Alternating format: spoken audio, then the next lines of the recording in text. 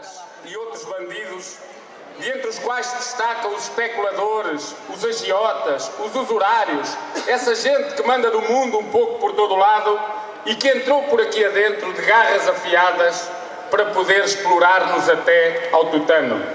Como sempre acontece quando estes invasores entram em qualquer lado, contam com gente cá dentro que lhes franqueia as portas à chegada e oferece, ao preço da chuva, os bens maiores de uma nação. As pessoas, com a força do seu trabalho e os serviços criados para o bem-estar dessas pessoas e a sua felicidade. Que nem Miguéis de Vasconcelos ao serviço do invasor estrangeiro, por cá os nossos governantes, sem dor na alma nem problema na consciência, aplicam as ordens que lhes chegam de fora. Chegam dos mercados, que incham à custa da miséria dos outros, e chegam de uma Alemanha que quer colonizar todos aqueles que vão caindo nas teias do euro. Frau Merkel impõe e zelosos cá dentro, eles cumprem sem pestanejar nem saber a opinião do povo. É esta a origem deste violentíssimo ataque que está a ser desferido contra Portugal e os portugueses e que tem como expressão cá dentro o roubo dos salários, dos subsídios, das carreiras, do emprego, da vida e do futuro, que tem como consequência o desmantelamento de respostas sociais fundamentais de todos nós na saúde, na educação, na segurança social, conquistas que só abril tornou possível que tivessem sido construídos. Tem como consequência subverter a nossa democracia, interferindo diretamente na Constituição da República para fragilizar algumas das suas bases. Esta ofensiva que está em curso em Portugal e os portugueses, de uma forma geral, estão a ser alvos e constitui esta ofensiva um verdadeiro crime social cometido contra pessoas que são reduzidas a números esses que apenas falam nas estatísticas, mas que escondem debaixo dele dramas pessoais violentíssimos que muitos estão a viver. Os últimos números do desemprego mostram bem o que acontece. No primeiro trimestre deste ano, o desemprego aumentou 20% em relação ao ano passado. Previa-se que até final do ano o desemprego atingisse 14% em Portugal e em março já estava nos 15%. Mas mesmo em relação ao emprego é cada vez mais precário, é cada vez marcado por salários mais baixos e por uma progressiva degradação das condições e dos horários de trabalho. E é nesta situação que milhares de famílias estão a entrar em insolvência, vendo esfumar-se sonhos de uma vida que assim se vão destruindo. A casa, o estudo dos filhos, muitos outros sonhos que esta gente está a dar cabo. São tratantes aqueles que dão cabo dos nossos sonhos e impedem que se tornem realidade. São tratantes aqueles que empurram milhões de portugueses para a pobreza extrema com o intuito de garantirem, sem beliscadura, a riqueza dos outros. São tratantes aqueles que não respeitam as crianças e os jovens deste país, jovens esses a quem nós temos de saudar de forma muito particular, sobretudo àqueles que não desistem de lutar perante esta ofensiva violenta que os tem, em primeiro lugar, debaixo de fogo e na sua mira. Vivam estes jovens que lutam e resistem, porque são eles o futuro deste país. São tratantes aqueles que cada vez mais apertam a corda aos portugueses, sabendo que ela já está justa à sua garganta. O poder que nos governa não dá sinais de querer alterar esta postura reprovável a todos os níveis. Pelo contrário, aperta o cerco aos trabalhadores, corta no salário, impõe sacrifícios cada vez maiores e austeridade máxima, aumenta impostos e água e transportes e combustíveis e alimentos e energia elétrica e gás e telecomunicações e cria taxas e mais impostos e cria pressão a rodos e sem limite. O governo português é por isso também responsável, não apenas moral, mas material, pela destruição desta gente, destas famílias, do seu futuro e também de milhares de médias, pequenas e microempresas, porque continua esse governo a criar protetorados para aqueles que têm muito dinheiro, ou seja, para os poderosos, e cada vez mais a não querer saber do povo. Quem ouve estes governantes, quem ouve este Presidente da República, que é tão responsável como aqueles que estão no governo, ouve-os dizer que o crescimento económico é essencial e que a política da austeridade também tem os seus limites.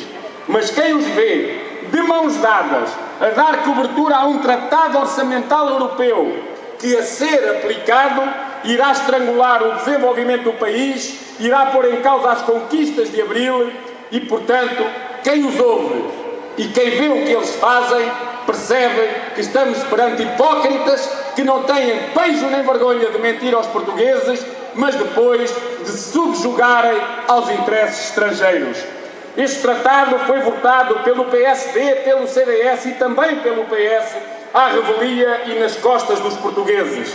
É um tratado que, num quadro de redução do nosso produto interno bruto, quer impor um limite à dívida pública de 60% desse PIB, levando ainda a uma maior destruição da produção nacional, acentuando a dependência externa e condicionando o investimento e a criação do emprego.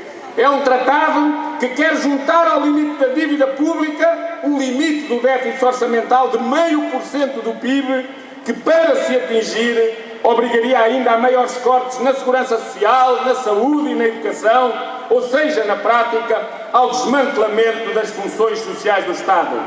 Mas Passos Coelho não olha a meios para agradar a Frau Merkel e fez questão de ser o primeiro a disponibilizar-se para assinar esse tratado, numa clara manifestação de servilismo e de obediência cega.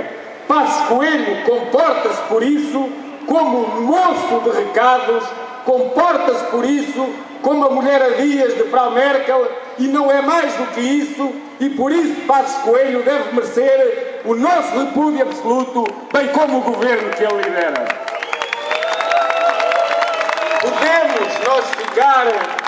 Podemos nós ficar resignados com este destino, distraídos como se não fosse connosco, amargurados, assustados, mas por todas essas razões sem reação? Claro que não. Não podemos ficar indiferentes, porque a indiferença não é solução, como muito bem alertou Brecht quando escreveu. E escreveu Brecht. Primeiro, levaram os comunistas, mas eu não me importei, porque não era nada comigo. Em seguida levaram alguns operários, mas a mim não me afetou, porque eu não sou operário. Depois prenderam os sindicalistas, mas eu não me incomodei, porque nunca fui sindicalista. Logo a seguir chegou a vez de alguns padres, mas como nunca fui religioso, também não liguei. Agora levaram-me a mim, e quando percebi, já era tarde. Não podemos deixar que se faça tarde, meus amigos. Temos de recusar o caminho que nos querem impor. Temos de reagir. Temos de contestar. Temos de protestar. Temos de lutar por alternativas que existem, exigindo a renegociação imediata da dívida, o prolongamento do período para a redução do déficit público, a promoção da produção nacional na agricultura, nas pescas e na indústria. Temos de lutar para defender as conquistas de Abril, exigindo que sejam retiradas estas propostas desgraçadas de alteração às leis do trabalho que a UGT, juntamente com os patrões e com o Governo, aprovaram naquele acordo e que, a serem tornadas leis, vão ser mais uma forte machadada nos direitos dos trabalhadores. Temos de lutar pela criação de emprego com direitos, por uma política que assegure rendimentos mais positivos e favoráveis aos trabalhadores, nomeadamente o aumento dos salários e desde logo do salário mínimo. Temos de dar combate firme à evasão e à fraude fiscais. Temos de reforçar a proteção no desemprego e, em geral, dos apoios sociais. Temos de reforçar os serviços públicos e combater as privatizações. Temos de valorizar e dinamizar as funções sociais do Estado, entre outras, no âmbito da saúde, da educação e da segurança social. Lutar é o caminho, meus amigos, não há outro. Por isso, em nome da CGTP, saúdo todos os que têm participado na luta. Numa luta que tem sido difícil, é verdade, daí ainda ser mais importante. Saúdo todos aqueles que tornaram grandiosa a manifestação nacional do dia 11 de fevereiro, bem como os que, vencendo medos, vencendo desânimos, deram expressão ao descontentamento e corajosamente encheram de elevado significado e importância a greve geral de 22 de março. É de homens e mulheres com o H e o M maiúsculos, de homens e mulheres corajosos que sempre se fez a luta e construiu o futuro. E se alguns, por variadas razões, se abstiveram nas lutas que já passaram, é necessário que todos, a partir daqui, marquemos presença nas lutas pelo futuro que começa hoje. E este 1º de maio aqui em Coimbra é um sinal importante de participação, de presença e de vontade de ir à luta. Termino, companheiros, amigos e camaradas, lembrando aquilo que aconteceu à Nespra que Mário Henrique Leiria contou. E dizia ele: uma Nespra estava na cama, deitada, muito calada, a ver o que acontecia. Chegou a velha, e a Merkel anda por aí, chegou a velha e disse: olha uma Nespra, e zás, comeu-a. É o que acontece às Nespras, que ficam deitadas, caladas, a esperar o que acontece. Camaradas e amigos, não fiquemos à espera, pois já sabemos o que vai acontecer se cruzarmos os braços. Vamos à luta com confiança e, sobretudo, com esperança num futuro que está nas nossas mãos, que saberemos construir com a força da nossa vontade, com a razão da nossa razão e com a determinação que temos de pôr na luta. Viva a luta dos trabalhadores portugueses! Viva o 1º de maio! Viva a CGTP! Vivam todos os que marcaram hoje presença nesta praça! Viva Abril!